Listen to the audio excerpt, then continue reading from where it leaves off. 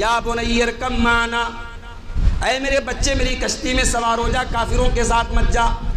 قال سآوی الی جبل یعصمنی من الماء، بیٹا کہتا ابا جان میں کسی پہاڑ کے اوپر چلا جاؤں گا، یہ طوفان میرا کچھ نہیں بگاڑ پائے گا۔ قال لا عاصم اليوم من امر اللہ الا من رحم، حضرت نوح علیہ السلام نے کہا بیٹا یہ اللہ کا عذاب ہے، اس طوفان سے کوئی پہاڑ تجھے نہیں بچا سکتا، میری کشتی میں آ جا تبھی تو بچ سکتا ہے۔ بیٹا اپنے باپ کے ساتھ نہیں آیا، بیٹا ڈوب گیا۔ فمن زوزی عن النار وادخل الجنۃ فقد فاز، جس کو اللہ تعالیٰ جہنم کی آگ سے بچا لے اور جس کو جنت میں داخل کر دے وہی کامیاب ہے۔ جب جنتی جنت میں جائیں گے قرآن کہتا ہے وَقَالُوا الْحَمْدُ لِلَّهِ الَّذِي هَدَانَا لِهَذَا وَمَا كُنَّا لِنَهْتَدِيَ لَوْلَا أَنْ هَدَانَا اللَّهُ، جنتی کہیں گے اللہ تیرا کرم ہے، تو نے ہم کو ہدایت کی نعمت سے نوازا، تو نے نہ دیا ہوتا تو ہم یہ ہدایت نہیں پا سکتے تھے۔ اس کے بعد فرمایا الذین هم فی صلاتهم خاشعون، کامیاب ہونا ہے تو نماز پڑھو، اور نماز بھی کیسی پڑھو؟ خشوع خضوع والی پڑھو، یہ ہدہ پٹکنے والی نماز نہیں، یہ فارمیلٹی والی نماز نہیں۔ فمن اللہ علینا ووقانا عذاب السموم، اللہ نے ہم پر بہت بڑا احسان کیا، یہ جنتی لوگ بولیں گے جب جنتی جنت میں جائیں گے، کہیں گے فمن اللہ علینا ووقانا عذاب السموم، اللہ کا بہت بڑا احسان ہوا ہم پر، اللہ نے جہنم کی آگ سے بچا لیا۔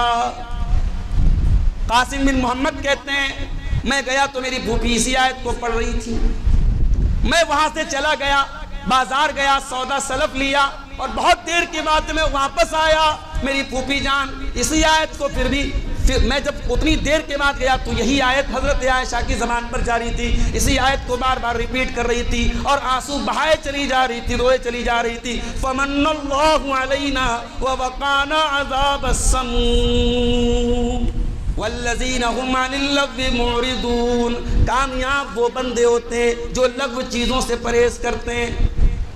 اللہ کے پیارے نبی فرماتے ہیں من حسن اسلام المرء ترکہ ما لا یعنی، بہترین مسلمان وہ ہے جو لا یعنی چیزوں سے، فضول چیزوں سے اپنے آپ کو بچائے۔ الحمدللہ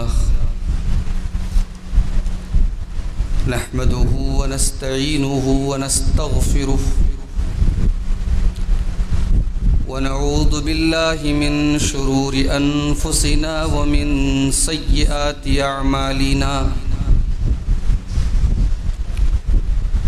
من يهده اللہ فلا مضل له ومن يضلل فلا هادی له، واشهد ان لا الہ الا اللہ وحدہ لا شریک له،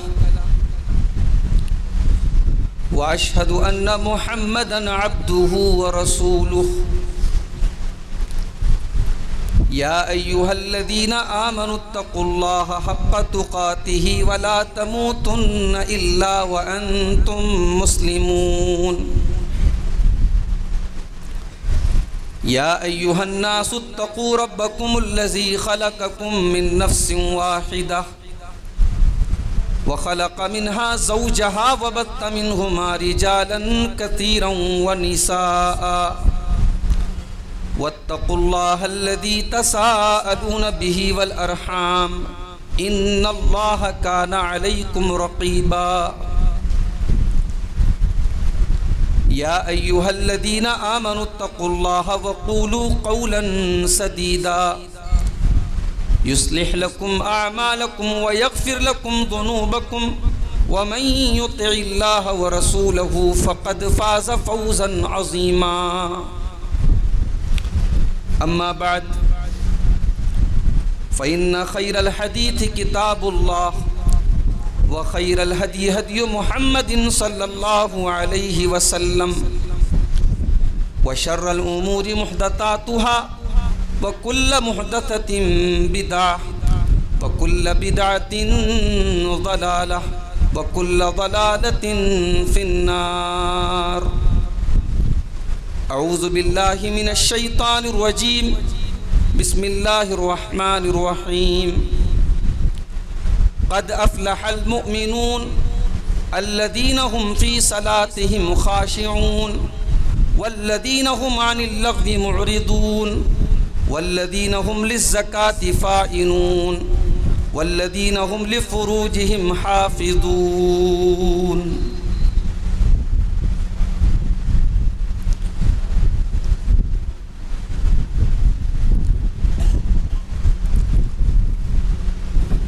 کھجوروں کے چھپر کے حجرے کا باسی،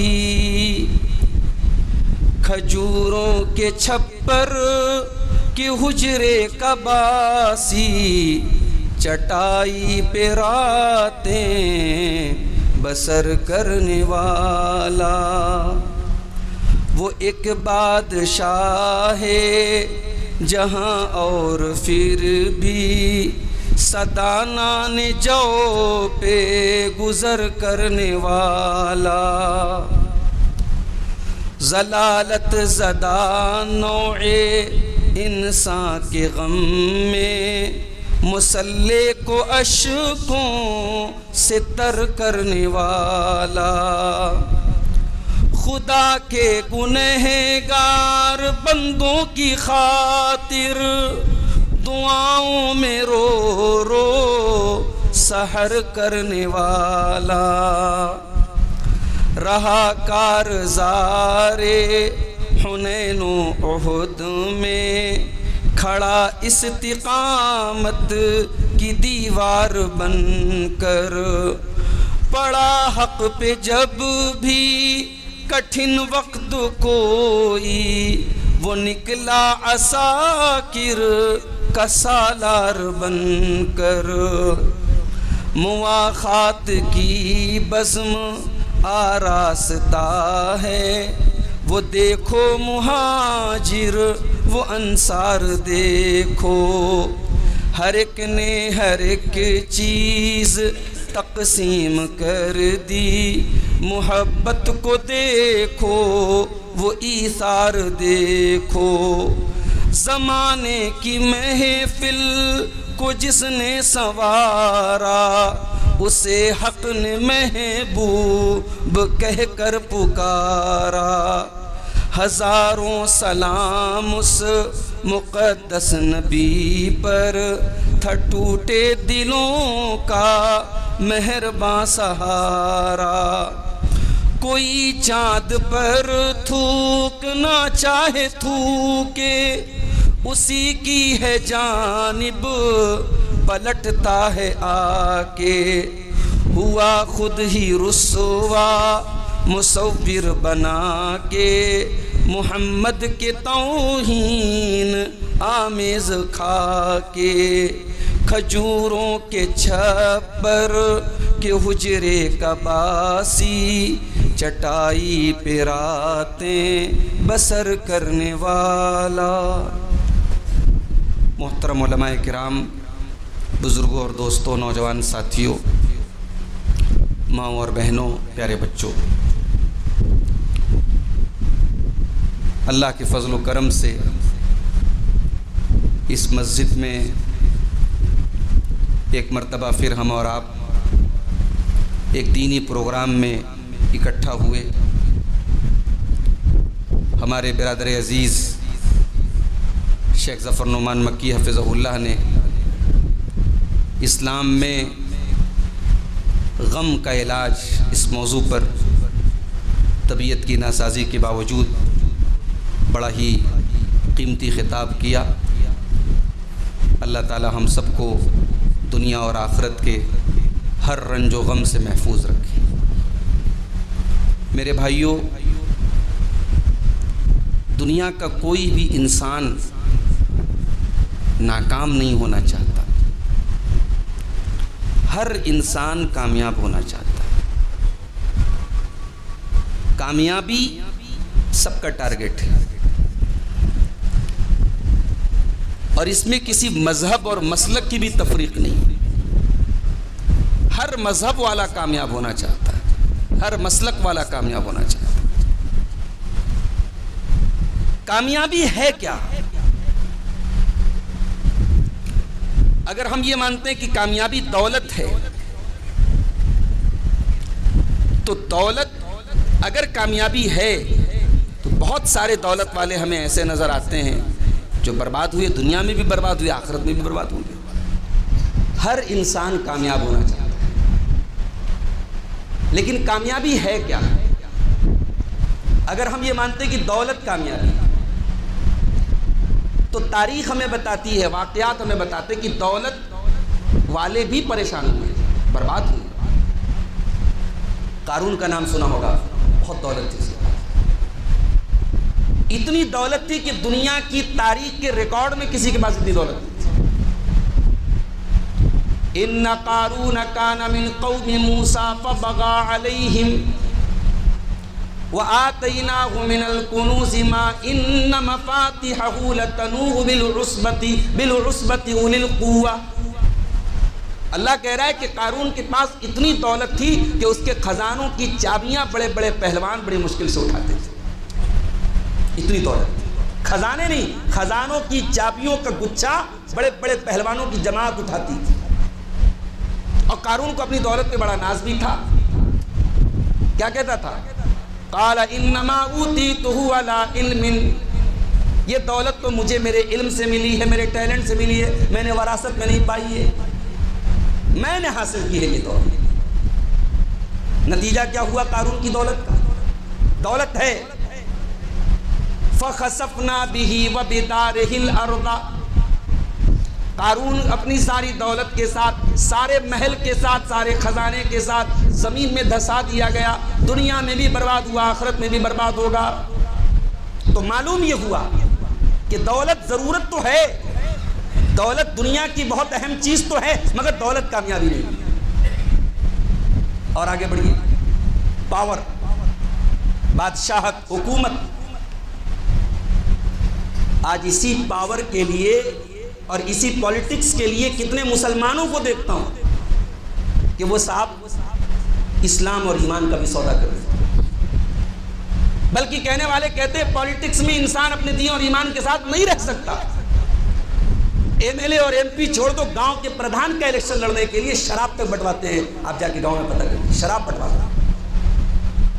کوئی غیر مسلموں کا عبادت خانہ ہے، وہ ناریل بھی پھوڑتے ہیں، ان کا کوئی مذہبی تہوار ہے، اس میں جا کے ہاتھ بھی جوڑتے ہیں، اس کے بعد بھی عزت نہیں ملتی، اس کے بعد بھی دوسری قوم والے کہتے ہیں وہ مسلمان ہے، اس کو ووٹ مت دو۔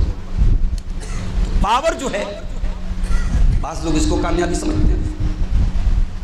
اگر آپ پاور کی بات کریں، بہت بڑا پاورفل تھا فرعون، پورے مصر کا بادشاہ تھا، اور مصر جو ہے بڑی بڑی ندیاں مصر کے اندر تھی۔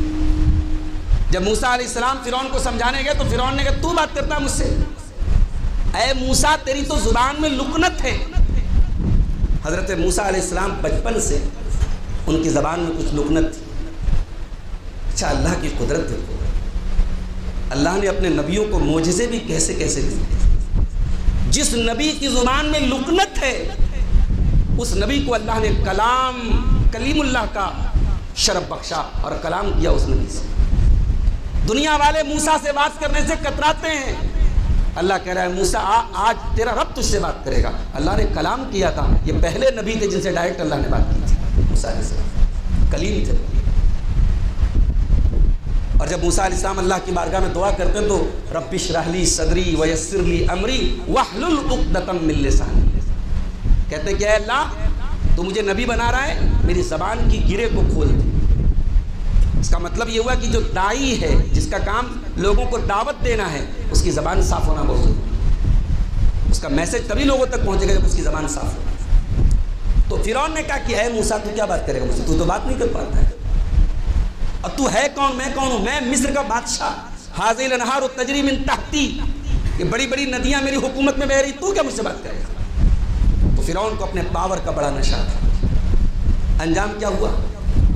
اللہ نے فرمایا وَاتْرُكِ الْبَحْرَ رَحْوًا إِنَّهُمْ جُنْدٌ مُغْرَقُونَ، اے موسیٰ بنی اسرائیل کو لے کر کے تم ندی کو کراس کر جاؤ، ندی کو پار کر جاؤ، تمہارے پیچھے فرعون بھی آئے گا، اسی ندی میں فرعون ڈوب جائے گا، فرعون کے ساتھی ڈوب جائیں گے۔ موسیٰ بچ گئے، فرعون ڈوب گیا۔ اور جب فرعون ڈوب گیا، اب اس کے آگے کی آیتوں کو ذرا دیکھیے۔ کم ترکوا من جنات وعیون وزروع ومقام کریم ونعمت کانوا فی ونعمت کیسے ہوا ہے ونعمت کانوا فیہا فاکہین کذالک وأورثناہا قوما آخرین. فرعون محل چھوڑ کے گیا, فرعون ندیاں چھوڑ کے گیا, فرعون کھیت چھوڑ کے گیا, فرعون بڑے بڑے باغ چھوڑ کے گیا. آج دوسرے وارث بن گئے. پاور ہمیشہ کسی کے پاس نہیں رہا. کل جن کے پاس پاور تھا آج انہیں کوئی کتا نہیں پوچھ رہا ہے, اور جن کے پاس آج پاور ہے کل انہیں کوئی کتا نہیں پوچھے گا انشاءاللہ. پاور کا نشہ کبھی نہیں کرنا چاہیے. پاور کامیابی کی دلیل نہیں ہے. اور آگے بڑھیے. بڑے خاندان کا ہونا, بڑے قبیلے سے تعلق رکھنا, بڑی برادری. دنیا کی نظر میں جو برادری بڑی ہے, بعض لوگ برادری پر بھی بڑا ناز کرتے ہیں, صاحب ہم فلاں برادری فلاں خاندان کے, پدرم سلطان میرا باپ بادشاہ تھا. تو کیا اللہ تعالیٰ کے یہاں خاندان کی اور برادری کی کوئی حیثیت ہے؟ کوئی حیثیت نہیں. حضرت نوح علیہ السلام کا بیٹا, پیغمبر کا بیٹا ڈوب رہا ہے. حضرت نوح علیہ السلام اپنے بیٹے کو بچانا چاہ رہے ہیں, بلا رہے ہیں, یا بنی ارکب معنا, اے میرے بچے میری کشتی میں سوار ہو جا, کافروں کے ساتھ مت جا. قال سآوی الی جبل یعصمنی من الماء. بیٹا کہتا ابا جان میں کسی پہاڑ کے اوپر چلا جاؤں گا, یہ طوفان میرا کچھ نہیں بگاڑ پائے گا. قال لا عاصم اليوم من امر اللہ الا من رحم. حضرت نوح علیہ السلام نے کہا بیٹا یہ اللہ کا عذاب ہے, اس طوفان سے کوئی پہاڑ تجھے نہیں بچا سکتا ہے, میری کشتی میں آ جا تبھی تو بچ سکتا ہے. بیٹا اپنے باپ کے ساتھ نہیں آیا, بیٹا ڈوب گیا. بیٹا کافر, بیٹے نے باپ کی بات بھی نہیں مانی, باپ کا کلمہ نہیں پڑھا, اور بیٹا ڈوب بھی گیا, دنیا میں بھی گیا آخرت میں بھی گیا. حضرت نوح علیہ السلام اللہ سے دعا کرتے ہیں کہ اے اللہ تیرا وعدہ سچا ہے, اور تو نے وعدہ کیا تھا تو میری فیملی کو بچائے گا, میرا بیٹا بھی میری فیملی میں سے کیوں نہیں بچا میرا بیٹا. اللہ نے کہا یا نوح انہ لیس من اہلک انہ عمل غیر صالح. اے نوح تیرا بیٹا تیرے پریوار میں سے نہیں ہے, تیرے اہل میں سے نہیں ہے, وہ اس کا عمل گڑبڑ ہے, اس کا کردار گڑبڑ ہے. تو مومن ہے, تو نبی ہے, تیرا بیٹا کافر ہے, تیرا بیٹا تیرے پریوار سے تعلق نہیں رکھتا ہے.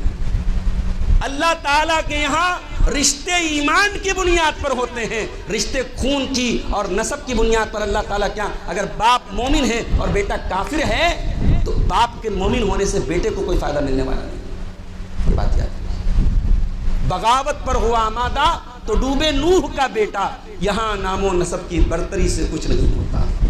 ابو لہب نبی کا چچا ہے, اور ابو لہب بہت اسمارٹ تھا, بہت ہینڈسم تھا. اس کا نام ابو لہب کیوں پڑا؟ لہب مانے انگارہ, اتنا گورا چٹا تھا, انگارے کی طرح چمکتا تھا, بہت خوبصورت تھا, نبی کا چچا تھا, لیکن نبی کا دشمن تھا. اللہ کے پیارے نبی توحید کی دعوت دیتے تھے, یہ پیچھے پتھر مارتا تھا. اللہ کے نبی مکہ کے بازاروں میں تبلیغ کرتے تھے, یہ جا کے کہتا تھا اس کی بات مت سنو, یہ سابی ہو گیا, یہ بے دین ہو گیا, یہ پاگل ہو گیا, یہ جادوگر ہو گیا. میرے نبی کی مخالفت کرتا تھا, میرے نبی پر پتھر چلاتا تھا. انجام کیا ہوا؟ نہ تو ابو لہب کا اونچا خاندان اس کے کام آیا, نہ ابو لہب کی خوبصورتی اس کے کام آئی. قرآن کی آیت نازل ہو گئی, تبت یدا ابی لہب وتب ما اغنی عنہ مالہ وما کسب. قیامت تک جب تک قرآن پڑھا جاتا رہے گا ابو لہب کے بارے میں قرآن کی آیت پڑھی جاتی ہے. تو میرے بھائی نہ خوبصورتی کامیابی ہے, نہ بڑا خاندان کامیابی ہے, نہ دولت کامیابی ہے, نہ پاور کامیابی. تو کامیابی ہے کیا؟ آؤ قرآن سے پوچھتے ہیں.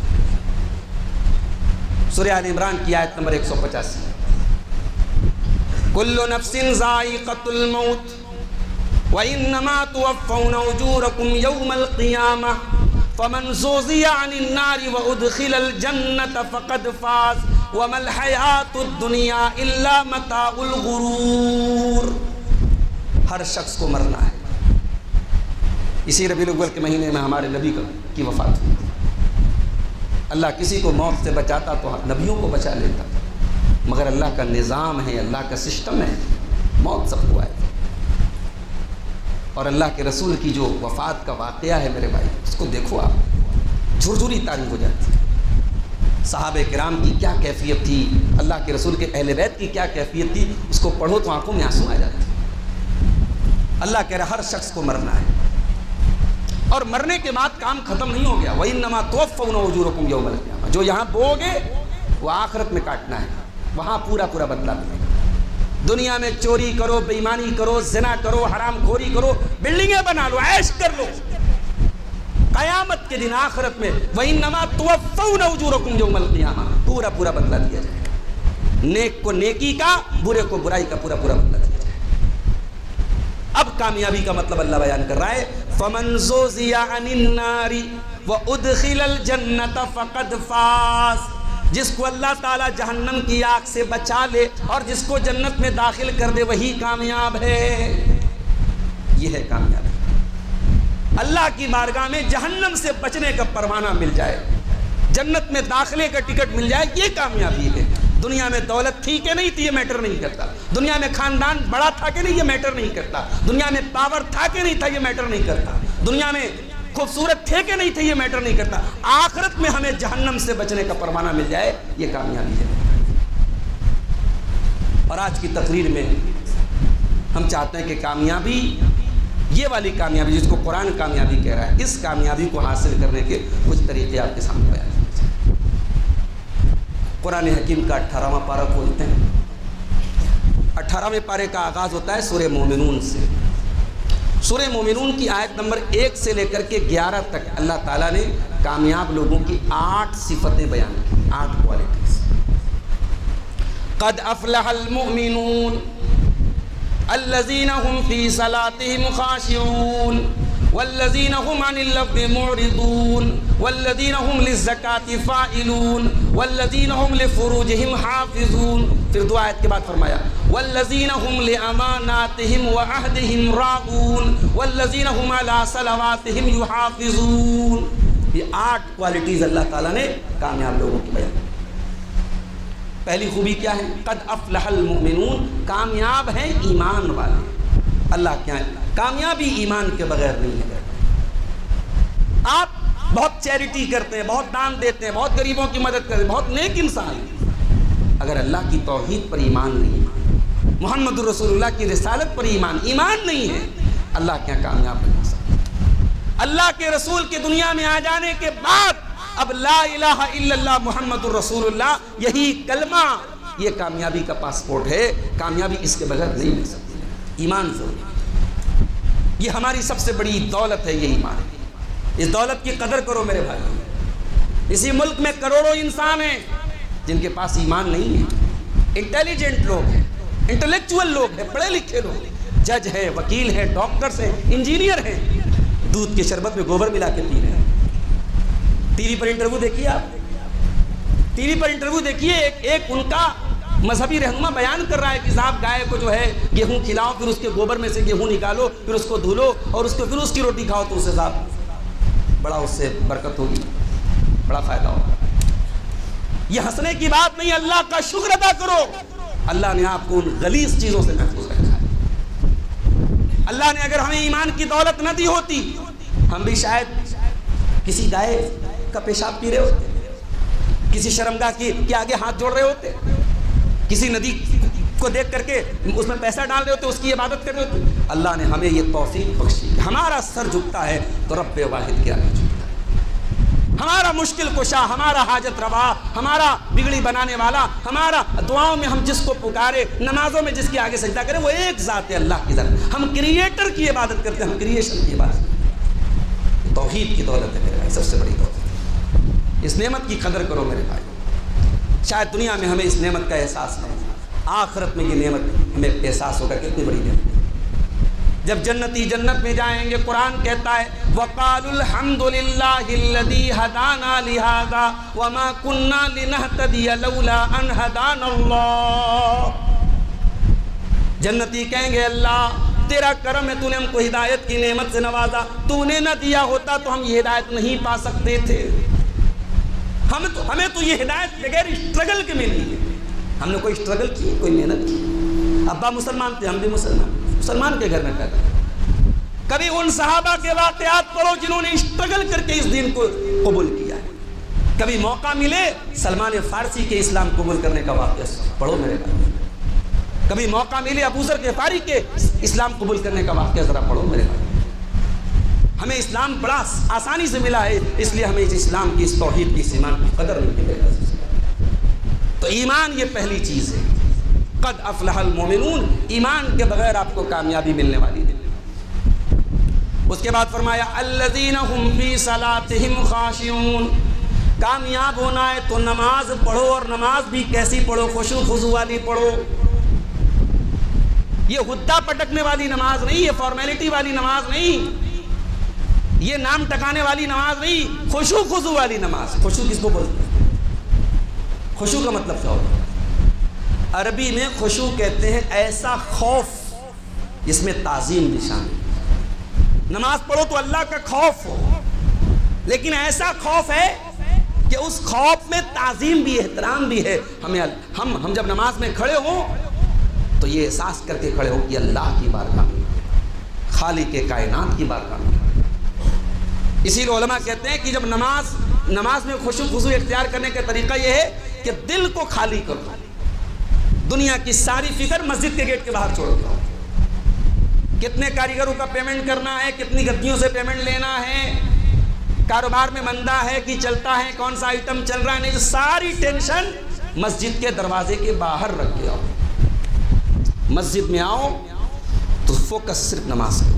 قد افلح المؤمنون الذین هم فی صلاتہم خاشعون، جن کی نماز میں خشوع اور خضوع. اور صحابہ کی نماز ایسی ہی ہوتی ہے. ایک مثال دیتا ہوں. ہم سب کی پیاری ماں، اللہ کے پیارے رسول کی زوجہ محترمہ ام المومنین حضرت عائشہ صدیقہ رضی اللہ تعالیٰ عنہ نماز پڑھ رہی ہیں. چاشت کی نماز پڑھ رہی ہیں. جانتے ہیں چاشت کی نماز؟ چاشت کی نماز جانتے ہیں؟ کبھی پڑھے ہیں؟ حافظ جی سے میں نے پوچھا کہ فجر میں کتنے لوگ رہتے؟ بولے 4 لوگ. جس قوم میں فجر میں 4-5 لوگ رہتے ہیں وہ قوم کیا چاشت کی نماز پڑھے؟ وہ نوافل کیا پڑھے؟ ماشاء اللہ انصار آباد میں مسجد کی زمین لی جا رہی ہے. مسجد تو بن رہی ہے، بننی چاہیے، لیکن مسجد کے ساتھ ساتھ اس کو آباد کرنے کی بھی بڑی ضرورت ہے. کتنی مسجدیں ہیں جہاں کوئی آباد کرنے والا نہیں تھا، آج پنجاب میں اور ہریانہ میں مسجدوں میں استقبال بن گیا ہے. گھوڑے باندھے جا رہے ہیں. جہاں کسی زمانے میں مسلح تھا، نماز مسلمان چلے گئے وہاں سے ان علاقوں کو چھوڑ، استقبال بن گیا. مسجد بنانا بہت بڑا کام ہے، لیکن اس سے بڑا کام مسجد کو آباد کرنا ہے. چاشت کی نماز پڑھ رہی ہیں حضرت عائشہ. چاشت کی نماز کب پڑھی جاتی ہے؟ 2 ٹائم ہے چاشت کی نماز پڑھنے کا، سمجھ لو. ایک ہے سورج نکلنے کے 20 منٹ کے بعد. چاشت ہی کی نماز کو اشراق کی نماز بھی بولتے ہیں. چاشت، اشراق اور اوابین یہ تینوں ایک نماز کے الگ الگ نام ہیں صحیح قول کے مطابق. ٹائمنگ الگ الگ ہو سکتی ہے. سورج نکلنے کے 15-20 منٹ کے بعد جب تھوڑی سورج بلند ہو جائے اس ٹائم بھی پڑھ سکتے ہیں. اور جب تھوڑی دھوپ نکل جائے صبح تقریباً 10 بجے کے قریب، جب اونٹ کے بچوں کے پیر دھوپ سے گرم ہونے لگے تو اس ٹائم بھی چاشت کیا، اشراق کیا، اوابین کی نماز پڑھی جا سکتی ہے. یہ 2 رکعت بھی پڑھ سکتے ہیں، 4 رکعت بھی پڑھ سکتے ہیں. بڑی فضیلت ہے اس نماز کی. اگر آپ یہ 4 رکعت نماز پڑھ لیں تو بدن کے جتنے جوڑ ہیں ہر جوڑ کی طرف سے اللہ تعالیٰ کے ہاں صدقہ آپ کا لکھ دیا جائے گا. ہر بدن کے ہر جوڑ کی طرف سے صدقہ ہو جائے گی. یہ 2 رکعت یا 4 رکعت نماز. تو اماں عائشہ چاشت کی نماز پڑھ رہی تھی. ان کے بھتیجے قاسم بن محمد، ان کے ایک بھائی تھے محمد، ان کے بیٹے تھے قاسم بن محمد اپنی پھوپھی سے ملنے کے لیے آئے. دیکھا پھوپھی نماز پڑھ رہی ہے. اچھا چاشت کی نماز جہری بھی پڑھ سکتے ہیں. حضرت عائشہ اپنے کمرے میں پڑھ رہی تھی تو تھوڑا آواز سے پڑھ رہی تھی. تو حضرت عائشہ سورہ طور پڑھ رہی تھی اور سورہ طور کی اس آیت پر پہنچی. فمن اللہ علینا ووقانا عذاب السموم. اللہ نے ہم پر بہت بڑا احسان کیا. یہ جنتی لوگ بولیں گے، جب جنتی جنت میں جائیں گے کہیں گے فمن اللہ علینا ووقانا عذاب السموم. اللہ کا بہت بڑا احسان ہوا ہم پر، اللہ نے جہنم کی آگ سے بچا لیا. قاسم بن محمد کہتے ہیں میں گیا تو میری پھوپھی اسی آیت کو پڑھ رہی تھی. میں وہاں سے چلا گیا، بازار گیا، سودا سلف لیا اور بہت دیر کے بعد میں واپس آیا. میری پھوپھی جان اسی آیت کو پھر بھی پھر میں جب اتنی دیر کے بعد گیا تو یہی آیت حضرت عائشہ کی زبان پر جاری تھی، اسی آیت کو بار بار ریپیٹ کر رہی تھی اور آنسو بہائے چلی جا رہی تھی، روئے چلی جا رہی تھی. فمن اللہ علینا ووقانا عذاب السموم. اللہ کا احسان ہوا ہم پر، اللہ نے جہنم سے بچایا. یہ حضرت عائشہ ہیں. ایک آیت کو کئی آدھا گھنٹہ 1 گھنٹہ ہم کہہ سکتے ہیں اس کو ریپیٹ کر رہی ہیں اور رو رہی ہیں، کیونکہ یہ لوگ جب نماز پڑھتے تھے تو ان کی نمازوں میں خوشی اور خوشی تھا. ہمارے یہاں صاحب امام صاحب تھوڑا سا سجدہ لمبا کر دیں، تھوڑی سی رکوع لمبی کر دیں، تھوڑی سی قرات لمبی ہو جائے تو ہم تو پریشان ہو جاتے ہیں. اللہ کے رسول کے دور میں اگر ہم ہوتے تو کیا کرتے میرے بھائی؟ گرہن کی نماز میں اللہ کے نبی نے سورہ بقرہ پڑھی، سورہ آل عمران پڑھی. ہمارے دور کے مصلی ہوتے تو بھاگ جاتے پیچھے سے. ہمارے علاقے کی ایک مسجد کا لوگ واقعہ بتاتے ہیں، ایک مرتبہ ایسی گرہن کی نماز لمبی ہو رہی تھی، پیچھے 2-3 مقتدی بھاگ گئے، نہیں پڑھ پائے. تو یہ تو ہمارے ایمان کا حال ہے. اللہ ہم سب پر رحم فرمائے. نماز میں خشوع اور خضوع یہ ایک شرط ہے، کنڈیشن ہے، اور اللہ کہہ رہا ہے کامیاب ہونا ہے تو نماز میں خشوع اور خضوع ہونا چاہیے. اس کے بعد تیسری چیز والذین هم عن اللغو معرضون، اور کامیاب ہیں وہ لوگ جو لغو چیزوں سے بچتے ہیں. لغو کس کو بولتے ہیں؟ لغو حرام کو نہیں بولتے، لغو ناجائز کو نہیں بولتے، لغو باطل کو نہیں بولتے، لغو شرک کو نہیں بولتے. لغو بولتے ہیں ہر اس کام کو جس میں کوئی فائدہ نہ ہو. اگر ایسی گفتگو ہو رہی ہے، اگر ایسا بیٹھا جا رہا ہے، اگر ایسی میٹنگ ہو رہی ہے، اگر ایسا گیم کھیلا جا رہا ہے، اگر فیس بک پر ایسا کام کیا جس کا کوئی فائدہ نہیں ہے، تو وہ فیس بک بھی لہو ہے، وہ انسٹاگرام بھی لہو ہے، وہ واٹس ایپ بھی لہو ہے، وہ سیر سپاٹا بھی لہو ہے، وہ میٹنگ بھی لہو ہے، وہ لوگوں کا بیٹھنا بھی لہو ہے. لہو ہے، لغو ہے میرے بھائی. اور اللہ نے کہا کہ میرے کامیاب بندے لغو چیزوں سے پرہیز کرتے ہیں. لغو چیزوں سے آج پوری قوم لغو چیزوں میں پڑی ہے. 5 سال کے بچے سے لے کر 50 سال کے بوڑھے تک. یہ فیس بک کی ریلز کیا ہے؟ لغو ہیں. اور لغو تو میں نے ہلکا لفظ کہا ہے، لغو سے آگے کی چیزیں حرام ہیں. بھئی لغو تو ایسی چیز کو کہتے ہیں جس میں کوئی فائدہ نہ ہو. یہاں تو گانے بج رہے ہیں، یہاں تو فاسٹ ویڈیو آ رہے ہیں. لوگ بولتے ہیں صاحب مولوی صاحب یوٹیوب پر ننگا ویڈیو آتا ہے، غلط ایڈ آتے ہیں. وہ غلط ایڈ کیوں آتے ہیں؟ کبھی آپ نے غور کیا ہے؟ ہمارے یوٹیوب پر، ہمارے فیس بک پر جو ایڈ آتا ہے، ہم جو چیزیں دیکھتے ہیں وہی ایڈ آتا ہے. ہماری دلچسپی کو ہمارا موبائل بہت اچھی طریقے سے جانتا ہے. بلکہ میں نے تو چیک کیا ہے کہ ہم جو بات چیت کرتے ہیں، اگر ہمارے موبائل کا ڈاٹا آن ہے، انٹرنیٹ آن ہے، ہماری بات چیت کو بھی ہمارا موبائل سنتا ہے. آپ 10 منٹ بیٹھ کر کمپیوٹر پر بات کیجئے، اس کے بعد آپ یوٹیوب کھولیے، کمپیوٹر کے ایڈ آنے شروع ہو جائیں. آپ شیئر مارکیٹ پر کچھ بات چیت کر لیجئے، کچھ مسئلہ مسائل پوچھ لیجئے، گھر جائیے شیئر مارکیٹ والے ویڈیو آپ کو یوٹیوب پر نظر آنے لگیں گے.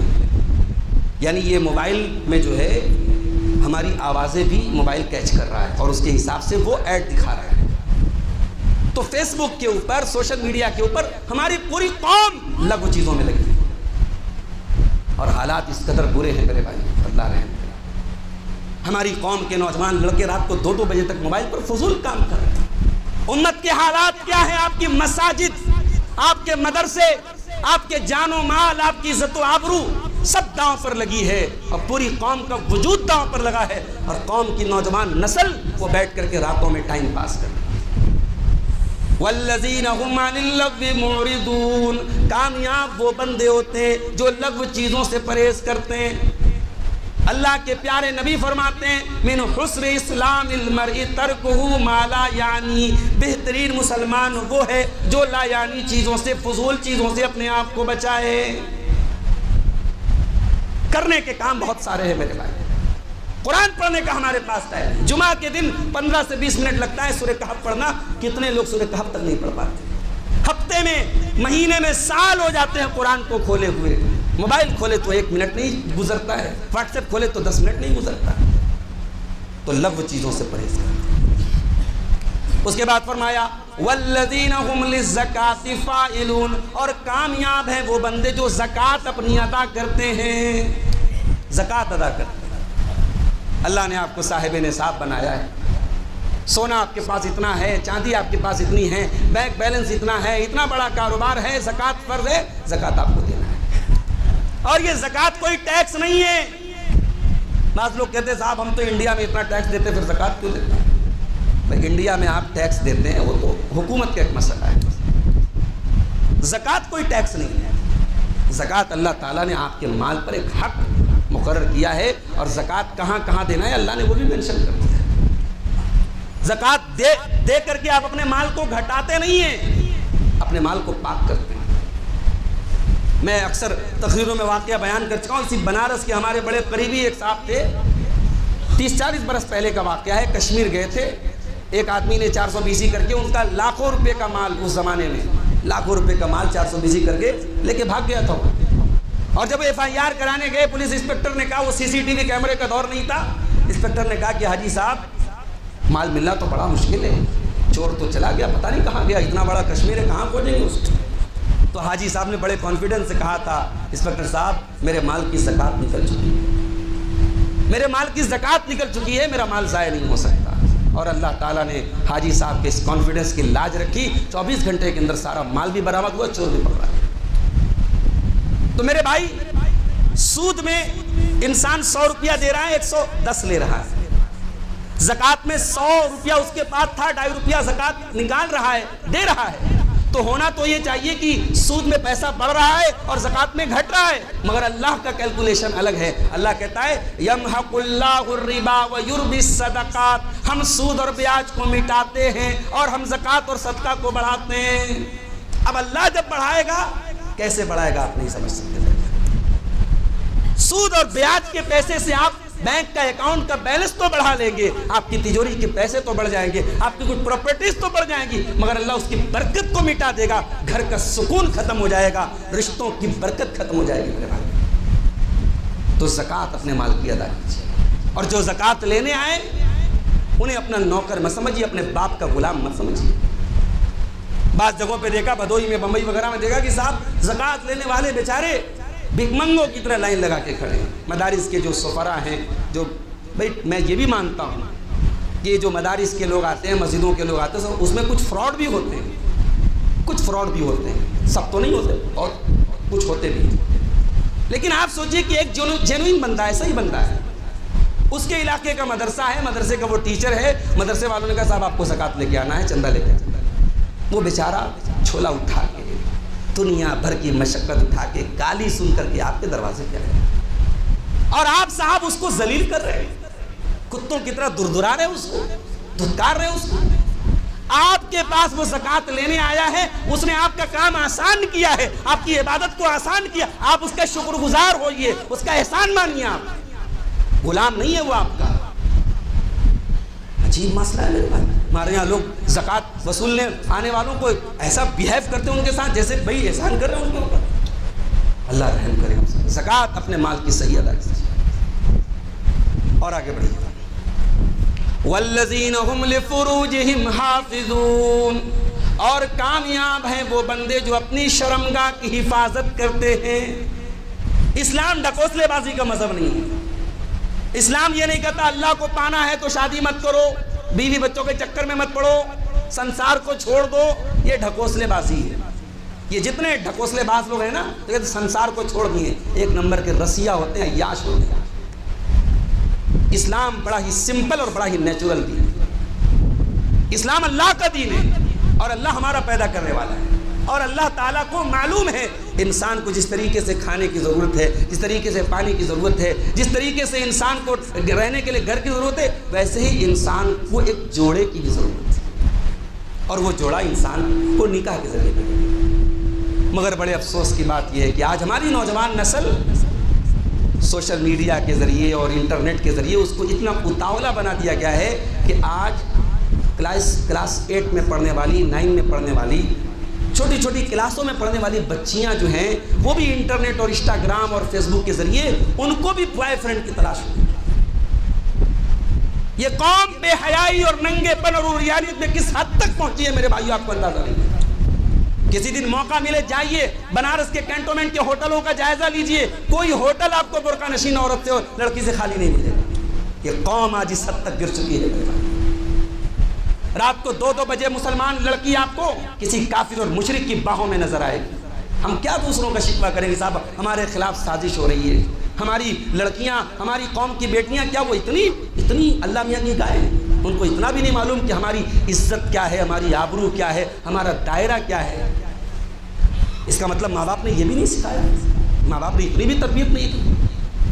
اس کا مطلب یہ ہوا کہ وہ گھر سے جو نقاب پہن کر کے نکلی ہے، وہ نقاب ایک کھانا پوری ہے، ایک سماج کا ٹریڈیشن ہے۔ اس نقاب کی ویلو کیا ہے، اس نقاب کا مقام کیا ہے، وہ نقاب کیوں ایک عورت کو پہنایا گیا، اس نقاب کی حیثیت اس لڑکی کو نہیں معلوم۔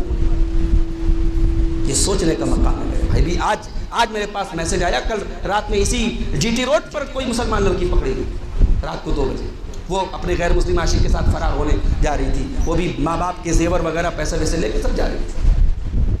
پہلے ہم لوگ سنتے تھے جب باتیں آتی تھی تو یہ ہوتا ہے یار یہ تھوڑا بڑھا چڑھا کے پیش کیا، اب تو لگتا ہے نہیں بڑھا چڑھا کے نہیں، ریئل ہے، یہ کوئی بڑھا چڑھا کے نہیں پیش کیا جا رہا ہے، یہ واقعات ہیں، یہ ریئلٹی ہے، یہ آن دا گراؤنڈ ایسا ہو رہا ہے۔ اس کی وجہ کیا ہے؟ اس کی وجہ سیدھی سی ہے، ایک تو ہمارے یہاں جو شادی بیاہ کا جو سسٹم ہے، اللہ کی پناہ اس میں دنیا بھر کے جو رسم و رواج اور جو دن بدن بڑھ رہے ہیں، ہمارے لالچ کا گھڑا بڑھ رہا ہے۔ لڑکے والوں کو لڑکی والوں سے کتنا پیسہ مل جائے، کس طریقے سے وہ حاصل کر لیں، اور کتنی رسم و رواج کی زنجیریں ہیں شادی بیاہ میں۔ ایک غریب آدمی، ایک غریب باپ کی لڑکی جس کو 3-4 بیٹیاں ہو، غریب باپ ہو، تو بیچارہ وہ تو وقت کے پہلے بوڑھا ہو جاتا ہے، کہاں سے ان کی شادی کرے؟ ایک تو شادی بیاہ کو ہم نے مشکل بنا دیا۔ اس کے بعد موبائل سب کے ہاتھ میں، موبائل اپنا کام کر رہا ہے، یوٹیوب اپنا کام کر رہا ہے، فیس بک اپنا کام کر رہا ہے، بڑی تیزی سے ہماری بیٹیوں کو بے حیا بنا رہا ہے، اور ان بیٹیوں کے اوپر بے حیائی کی جو لیئر چڑھ رہی ہے اس کو اتارنے کے لیے جو دین کا اینٹی وائرس چاہیے وہ ہم دے نہیں رہے۔ مسجدوں میں عورتوں کا انتظام اہل حدیثوں کے یہاں ہے، وہ بھی چھٹ پٹ ہے۔ اکثر مسجدوں میں اہل حدیثوں کے یہاں جو عورتیں آ رہی ہیں نا کے برابر آ رہی ہیں، اور اس کے بعد ہمارے دوسرے بھائیوں کے، ہمارے حنفی بھائیوں کے ہاں ان کے یہاں تو صاحب علماء نے حرام کر کے رکھا، نہیں صاحب مسجد میں عورتوں کا انتظام نہیں ہو سکتا۔ عورتوں کے اجتماعات، عورتوں کے بیچ میں دین کی باتیں نہیں ہو رہی نا کے برابر، عورتوں کو بڑی موٹی موٹی دین کی باتیں نہیں معلوم ہیں۔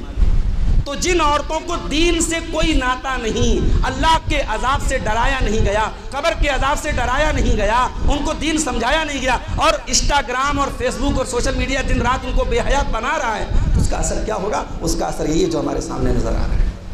اس دور کے فتنوں میں بہت بڑا فتنہ شرمگاہ کا فتنہ ہے میرے بھائی۔ اس فتنے کو آپ نکار نہیں سکتے، اس فتنے کو اگنور نہیں کر سکتے۔ آپ کی داڑھی، آپ کے ماتھے کے سجدے کا نشان، آپ کی 5 وقت کی نمازیں، آپ کی دینداری، آپ کا تقویٰ، یہ سب کچھ ایک طرف ہے، اور شرمگاہ کا فتنہ ایک طرف ہے۔ اسلام نے پردے کا حکم کیوں دیا؟ اسلام نے لڑکی کو کیوں کہا کہ بغیر محرم کے گھر سے نہ نکلے؟ اسلام نے کیوں کہا دیور بھابھی کے بیچ میں بے تکلفی نہ رہے؟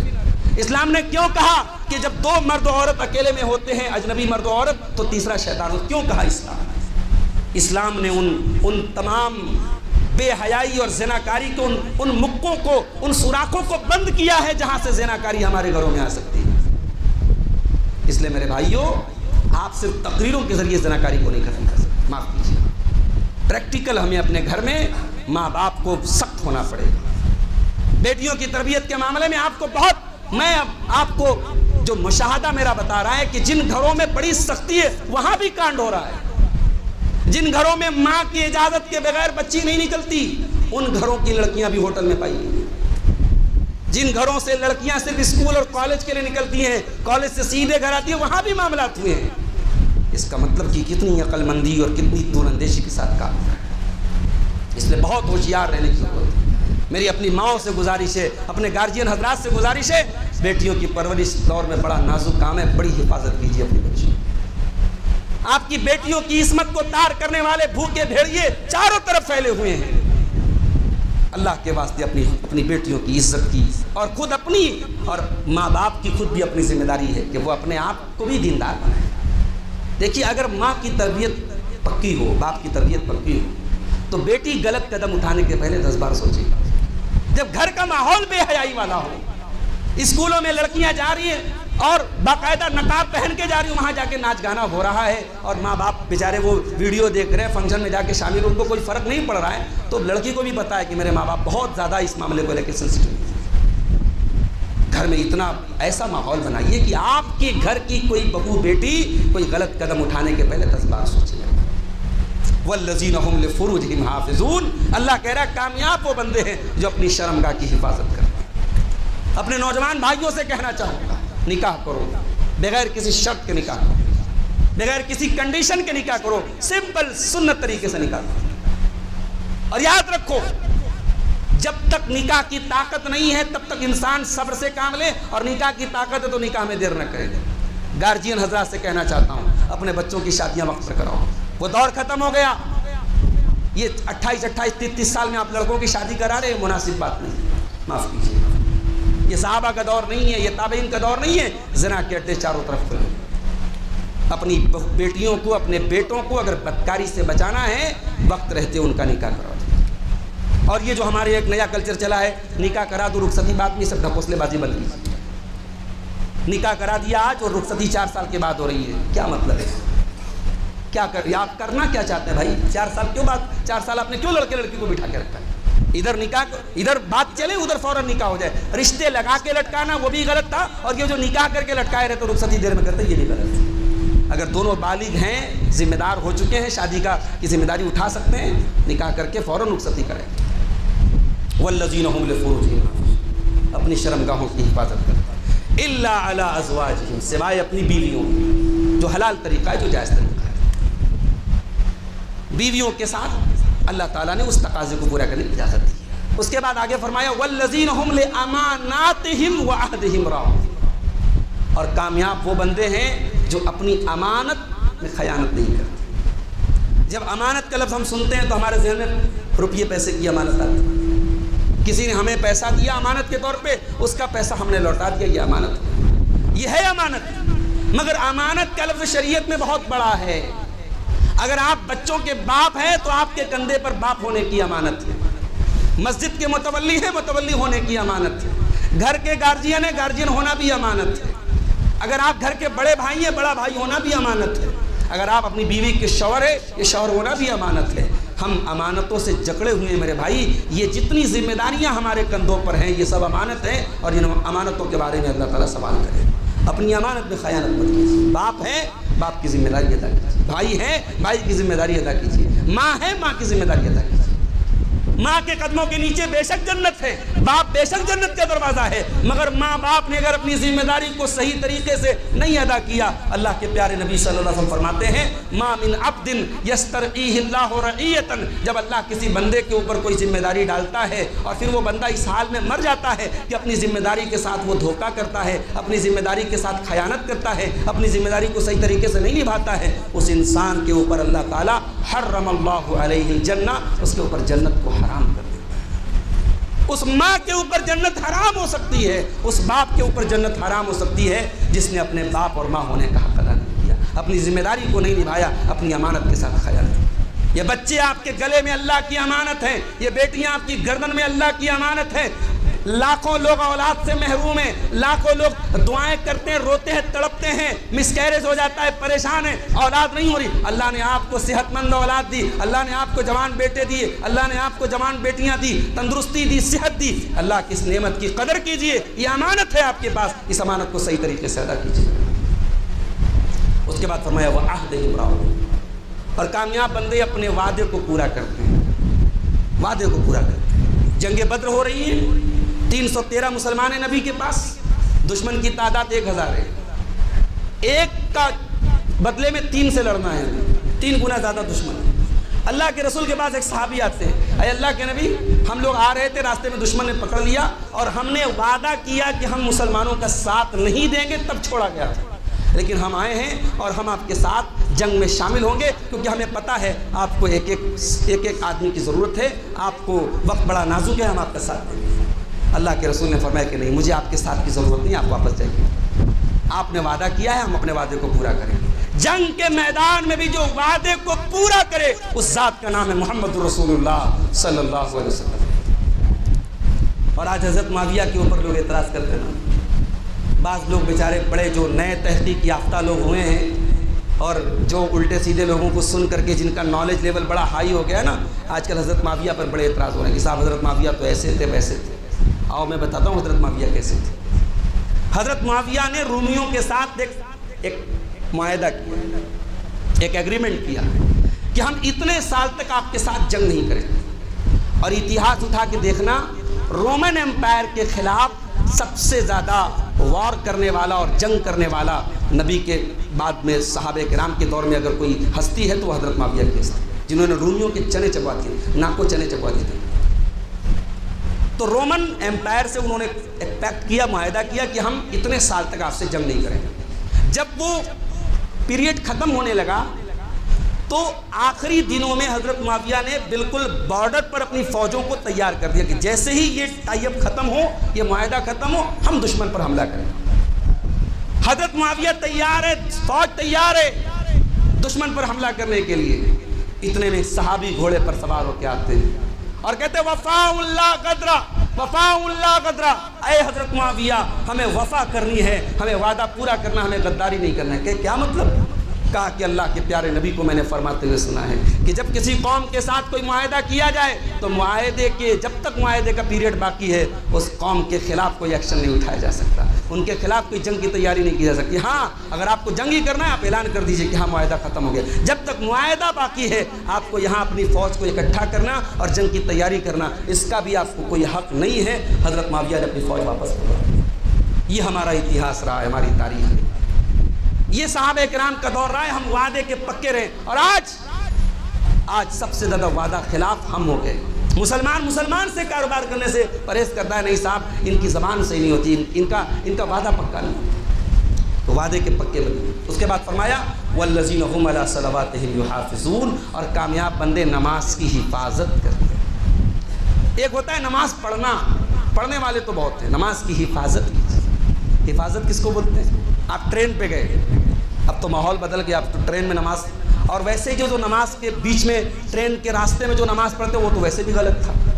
دوسروں کا راستہ بلاک کر کے آپ نماز پڑھیں، دوسروں کا آپ چکا جام کر کے کوئی عبادت کریں، یہ اسلام کی تعلیم تو ویسے بھی نہیں، تو طریقہ تو غلط تھا.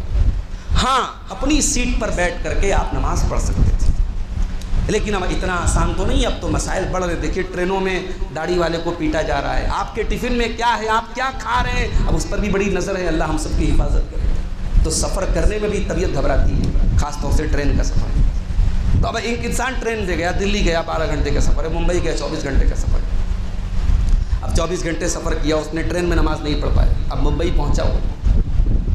اب ایک آدمی جو نماز پڑھنے والا ہے، ممبئی پہنچا، نماز چھوٹ گئی، لیکن جو نماز کی حفاظت کرنے والا ہے اس کے دل میں ایک خلش رہے گی، یار میری 5 ٹائم کی نماز چھوٹی. وہ ایز سون ایز پاسبل، جتنا جلدی ممکن ہوگا وہ اپنی چھوٹی ہوئی نمازوں کی قضا کرے. مارکیٹ میں گیا، گدی پہ گیا، کسٹمر سے ملاقات کیا، کوئی بھی کاروباری الجھن میں رہا، نماز چلی گئی، جماعت چلی گئی. اب ایک جو نماز عام پڑھنے والا ہے اس نے گھڑی دیکھا، اچھا 4 بجے جماعت تھی، 4:30 ہو گیا، چلو چھوڑ گئی تو چھوڑ گئی. اور جو نماز کی حفاظت کرنے والا ہے اس کے لیے چھوڑ گئی تو چھوڑ گئی نہیں. اس کی ایک وقت کی نماز بھی اگر چھوٹی ہے تو اس کے دل پر ایک بوجھ رہے گا، اس کے سینے پر ایک پتھر رہے گا کہ اے اللہ یہ نماز میری چھوٹی ہے، میرا کھانا نہیں ہضم ہوگا، میرے دل کو سکون نہیں ملے گا جب تک وہ نماز پڑھے. اور یہی کیفیت تھی صحابہ کرام کی، اور یہی کیفیت تھی جناب محمد رسول اللہ صلی اللہ علیہ وسلم. نبی سے محبت کے نام پہ آج کیا ہو رہا ہے؟ نبی کا جشن لوگوں کو یاد ہے، نبی کا مشن یاد نہیں. نبی آخری ٹائم میں امت کو نماز کی تلقین کر کے گئے. آخری ٹائم میں جب حضرت ام سلمہ کہتی ہیں اللہ کے پیارے نبی کی آواز بھی صحیح طریقے سے نہیں نکل رہی تھی، اللہ کے پیارے نبی اس عالم میں کہہ رہے تھے الصلاۃ الصلاۃ وما ملکت ایمانکم، اے میری امت کے لوگوں نماز کی پابندی کرتے رہنا، اپنے غلاموں کا خیال کرنا، اپنے ماتحتوں کا خیال کرنا. اللہ کے پیارے نبی کا انتقال سوموار کے دن ہوا. آخری نماز جو آپ کی زندگی میں صحابہ نے پڑھی، فجر کی نماز پڑھی. اور جب حضرت ابوبکر صدیق کے پیچھے صحابہ نماز پڑھ رہے تھے، اللہ کے نبی اپنے بستر سے اٹھے، پردہ ہٹایا، اپنے صحابہ کو نماز پڑھتے ہوئے دیکھا. اللہ کے پیارے نبی کے چہرے پر مسکراہٹ آ گئی کہ میری امت میرے مشن پر قائم ہے، میری امت میرے دین پر قائم ہے، میری امت نماز پڑھ رہی ہے، میری امت اللہ کی بندگی کر رہی ہے. نماز میرے بھائیوں یہ آپ کے اسلام اور ایمان کی دلیل ہے. نماز اسلام میں توحید کے بعد سب سے بڑی عبادت ہے. اس لیے کامیاب وہ لوگ ہیں جو نماز کی حفاظت کرتے ہیں. اب 2 چیزیں اور بیان کر کے بات ختم کر رہا ہوں، وقت کافی ہو گیا، آپ لوگ مغرب کے وقت سے تقریر سن رہے ہیں. کامیاب لوگوں کی ایک اور علامت قرآن نے بیان کی، بغیر کسی کنڈیشن کے رسول کی اطاعت کرے. رسول کی حدیث آئے اور آپ اپنے بڑے مولوی صاحب سے پوچھ کے حدیث پر عمل کریں، اپنے امام صاحب سے مسئلہ پوچھ کے حدیث پر عمل کریں. آپ پہلے ڈیسائیڈ کریں کہ حدیث کو ماننا ہے کہ نہیں ماننا ہے، اور یہ والی حدیث اس کے لیے اور یہ والی حدیث اس کے لیے. اگر یہ مسئلہ ہے تو میرے بھائیو یہ مسئلہ بہت گڑبڑ ہے. حدیث رسول آ گئی، صحیح فرمان ہے، نبی کی اطاعت، نبی کی اتباع کا تقاضا یہ ہے آمنا و صدقنا. انما كان قول المؤمنین اذا دعوا الى الله ورسوله اذا دعوا الى الله ورسوله ليحكم بينهم ان يقولوا سمعنا واطعنا. سورہ نور کی آیت. اللہ نے کہا کہ جب میرے ایمان والے بندوں کے پاس جب یہ کوئی کہتا ہے کہ اللہ کا فیصلہ آ گیا، رسول کا فیصلہ آ گیا، تو ان کی زبان سے بس ایک ہی لفظ نکلتا ہے، ہم نے سن لیا اور مان لیا. مومن کا شیوا تو یہی ہونا چاہیے. اس کے بعد اگر اف اینڈ بٹ ہے، چوں اور چرا ہے، اگر اور مگر ہے، اور حدیث رسول کو ٹھکرانے کے اور ریجیکٹ کرنے کے بہانے ڈھونڈ رہا ہے، تو انسان اپنے ایمان کی خیر بنائے. رفع الیدین کی حدیث سناؤ، سینے پر ہاتھ مارنے کی حدیث سناؤ، تو سامنے والا کیا بولتا ہے؟ اچھا تو آپ ہمیں یہ بتائیے حدیث سے کہ امام صاحب جب جہری نماز پڑھاتے ہیں تو آپ سورہ فاتحہ سری کیوں پڑھتے ہیں؟ آپ سبحان ربی العظیم رکوع میں سری کیوں پڑھتے ہیں؟ آپ اس کی دلیل دیجئے. ارے بھائی تو کاؤنٹر کوسچن کیوں کر رہا ہے؟ تو سوال پہ سوال کیوں کر رہا ہے؟ تو صاف بول دینا مجھے نہیں ماننا، بات ختم. میں تجھے بخاری کی حدیث پڑھ کے سنا رہا ہوں، نبی کی نماز کا طریقہ 70 صحابہ بیان کر رہے ہیں، نبی کی نماز کا طریقہ میں بیان کر رہا ہوں. تو کاؤنٹر کوسچن کر رہا ہے، تو اس پر اپنی عقل دکھا رہا ہے، اپنی لاجک دکھا رہا ہے. تجھے نہیں ماننا اس کا مطلب تجھے نہیں ماننا ہے. مومن کا شیوا یہ ہے اللہ کا فیصلہ آ جائے، رسول کا فیصلہ آ جائے. مومن کی پہچان یہ ہے سمینا و اطعنا. اور اللہ کہہ رہا ہے وَأُولَٰئِكَ هُمُ الْمُفْلِحُونَ. ایسے ہی لوگ کامیاب ہونے والے. کامیاب ہونا ہے تو نبی کی انکنڈیشنل اتباع کرنا ہے، اس میں کوئی شرط نہیں رکھنا ہے. اور آخری بات، ہم سب بہت گنہگار ہیں میرے بھائی. یہ الگ بات ہے، ہمارے گناہوں پر اللہ تعالیٰ کے عفو و کرم کا پردہ پڑا ہوا ہے. اگر ہمارے کالے کرتوتوں پر اللہ تعالیٰ اپنے عفو و کرم کا جو پردہ اللہ نے ڈالا ہے وہ ہٹا دے تو شاید ہم ایک دوسرے سے نظریں نہ ملا سکیں. اس اللہ کی یہ قدرت ہے. ہمارے سفید کپڑے پر بارش کے موسم میں جب ہم چلتے ہیں، ہمارے سفید کپڑے پر کوئی چھینٹا پڑ جائے اور ہماری نظر پڑ جائے تو ہم کسی گدی پہ جانا ہے، کسی بڑے آدمی کے یہاں جانا ہے تو ہم کپڑا دیکھتے ہیں، یار بڑا گندا ہو گیا، گھر جا کے کپڑا چینج کرتے ہیں. میلے کچیلے کپڑے کے ساتھ ہم کسی پارٹی میں نہیں جاتے، کسی شادی میں نہیں جاتے، کسی بڑی گدی پہ نہیں جاتے، بڑے آدمی کے یہاں نہیں جاتے. اللہ تعالیٰ نے ہمارے کردار پر پڑے ہوئے دھبے، ہمارے کیریکٹر پر پڑے ہوئے سیاہ دھبے، اللہ نے اگر ان پر اپنے عفو و کرم کا، اپنی رحمت کا پردہ نہ ڈالا ہوتا اور ہمارے کپڑوں کے داغ کی طرح اگر ہمارے کردار کے داغ بھی نظر آتے میرے بھائیوں، تو ہم کس کس سے چھپاتے اور کیسے چھپاتے؟ یہ اس اللہ کی شان کریمی نہیں تو کیا ہے، یہ اس اللہ کی رحمت نہیں تو کیا ہے. اس نے ہمارے اوپر اپنی رحمتوں کا پردہ ڈالا ہوا ہے. وہ اللہ کے اس پردے سے دھوکہ نہ کھاؤ میرے بھائیوں. ہر انسان اپنے گریبان میں جھانکے اور سوچے ہم کتنی اوقات میں، ہم کتنے پانی میں ہیں، ہم کتنے اللہ کو راضی کرنے والے ہیں. دنیا کی نظر میں ہم کیا ہیں یہ دنیا جانتی ہے، اللہ کی نظر میں کیا ہیں یہ ہم جانتے ہیں. اگر ہم گنہگار ہیں اور یقیناً ہم سب گنہگار ہیں، اللہ سے توبہ کرے میرے بھائی، اللہ سے توبہ کریں اور انتظار نہ کریں. جوان بڑھاپے کا انتظار نہ کرے، صحت مند بیمار ہونے کا انتظار نہ کرے. جوانی کب ختم ہو جائے گی ہم نہیں جانتے. اسی بنارس میں ہمارے علاقے میں ہمارے بعض دوست یہاں موجود ہیں، وہ بتا سکتے ہیں آپ کو. آئے دن کینسر کی ہمارے پاس خبریں آ رہی ہیں، کینسر کے مریض آئے دن مل رہے ہیں. ابھی ہمارے بڑے خاص رشتہ داروں میں ایک 27-28 سال کا نوجوان لڑکا اچانک بیمار ہوا، MDR TB کا مریض ہوا اور 30-40 دن تک بیمار رہا، ہاسپٹل میں ایڈمٹ رہا اور اپنے ماں باپ کو روتا ہوا بلکتا ہوا چھوڑ کے چلا گیا. جوانی کب ڈھل جائے نہیں معلوم، کون سی بیماری آ جائے نہیں معلوم، کب کون سی بیماری ہمارے زندگی کو ختم کر کے موت کا پروانہ لے کے آئے نہیں معلوم. میرے بھائیوں، زندگی کی یہ سانسیں اللہ کی امانت ہے. توبہ کرو، توبہ کرو. اور اللہ کا قانون یہ ہے کہ جب انسان توبہ کر لے تو پیچھے کا سب ڈیلیٹ ہو جائے گا.